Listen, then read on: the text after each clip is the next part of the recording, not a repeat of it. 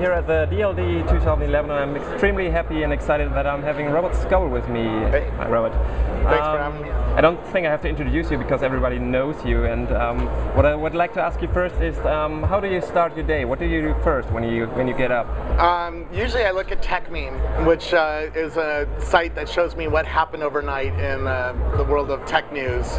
And then I'll just start opening up my Twitter. I have Twitter streaming on one of my screens. I just watch it, or if I'm in bed, I just play with the iPhone and go through thousands of tweets in the first half an hour. You know. Okay, so you're spending half an hour scanning your tweets. Right at first, then I'll have breakfast, get some coffee, get up, and then I'll start answering email and watching a little bit of Twitter. If there's breaking news, I'll focus much more on Twitter. If it's just the average news day, I'll just be answering email and checking in on things and trying to plan my day. Okay. But then every day for Rackspace, I go around the world and I interview tech executives like what you're doing. So usually I have 2 interviews a day, and so by that time I'm out the door going to interview some executive like Mark Zuckerberg. Yeah, and you're pretty famous for discovering new startups and new rising technologies. I try. It's hard to keep up with TechCrunch nowadays. But do you have a strategy?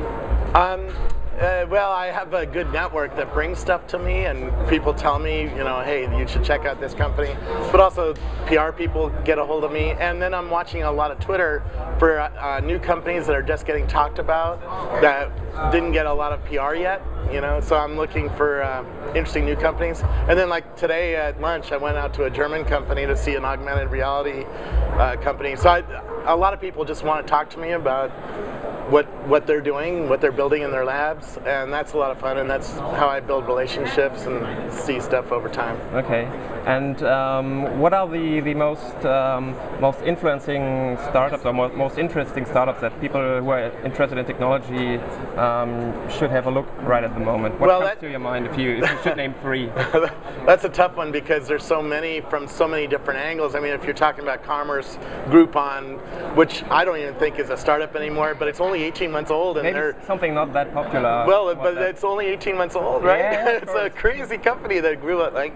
But if you look at what's happening in the last few months, Wordlens is a good example. You use your iPhone and point it at a Spanish menu, and it converts it to English live on your screen.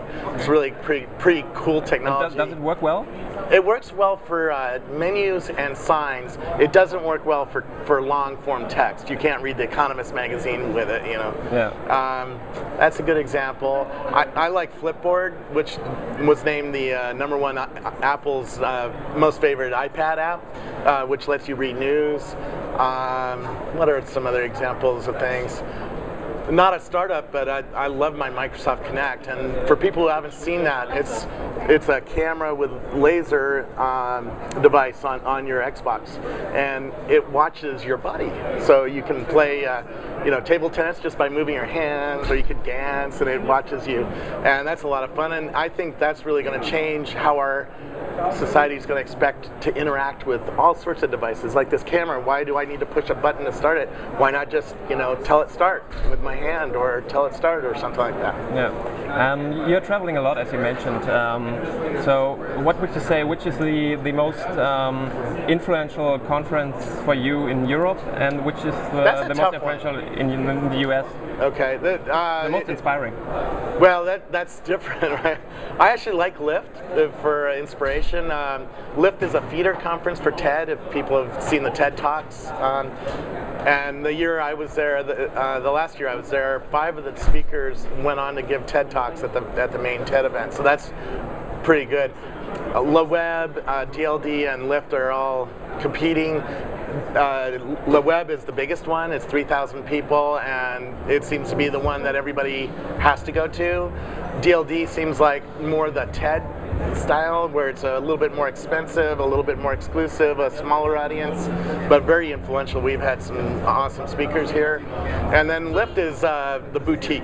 It's it's the surprise. You know, very few of the stars go to it, but it's really an interesting conference to go to. Okay.